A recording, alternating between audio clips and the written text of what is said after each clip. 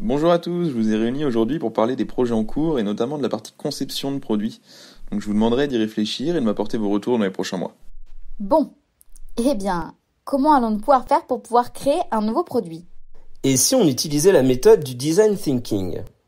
Mais c'est quoi cette méthode? Ça doit encore être une méthode américaine.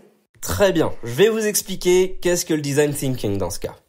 Alors, le design thinking, ce sont des techniques de créativité inspirées du mode de pensée des designers. On va donc s'appuyer sur l'intelligence collaborative et la co-création. Mais pourtant, on n'est pas des designers. Oui, c'est vrai, mais le but est d'avoir une démarche créative afin de répondre à des problématiques ou permettre la création de produits. En fait, cette méthode, elle permet à l'entreprise de favoriser l'innovation, l'agilité et même l'accélération dans la construction de ses projets. En gros, si je comprends bien, on s'inspire du mode de pensée des designers pour innover, mais peut-on innover dans tous les domaines? Oui, absolument. Toutes les entreprises peuvent appliquer le design thinking. PME et PMI, start-up, multinationales et même les ONG. Et est-ce que cette méthode est bien américaine? Yes, sure my dear. Trêve de plaisanterie, oui. Le design thinking est bien un concept né aux États-Unis. C'est dans les années 50 que le publicitaire américain Alex Osborne sensibilise le monde de l'entreprise à la pensée créative et collective par l'invention de la technique du brainstorming. Et sinon, concrètement, comment on utilise cette méthode?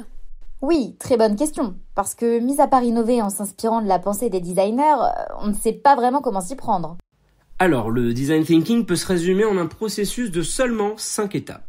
Empathie, c'est une étape qui consiste à observer, récolter des informations, analyser, écouter et enfin découvrir le client. Diagnostic, définir réellement le problème et comprendre le besoin client. Conceptualisation, créer et stimuler l'intelligence collaborative. Maqueter, c'est-à-dire prototyper et concrétiser l'idée. Et enfin, vient le test. Tester et apprendre, ne pas hésiter à faire des retours sur toutes les étapes précédentes. Mais comment on va trouver une idée commune alors qu'on ne travaille pas dans le même service? Si j'ai bien compris, dans cette méthode, l'union fait la force. Nous allons donc avancer grâce à notre équipe pluridisciplinaire. En revanche, cette méthode est-elle coûteuse? Non, non. Nous avons seulement besoin de post-it, de Lego, de petits personnages pour prototyper les scènes et j'aurai bien évidemment besoin de votre créativité. Bonjour à toutes et à tous, j'espère que vous allez bien. À propos de la conception de nos produits, avez-vous des choses à me proposer?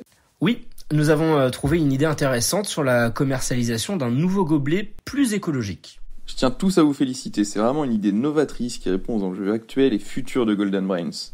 Mais vous en êtes arrivé comment à cette idée? En utilisant la méthode du design thinking que vous connaissez tous maintenant, n'est-ce pas?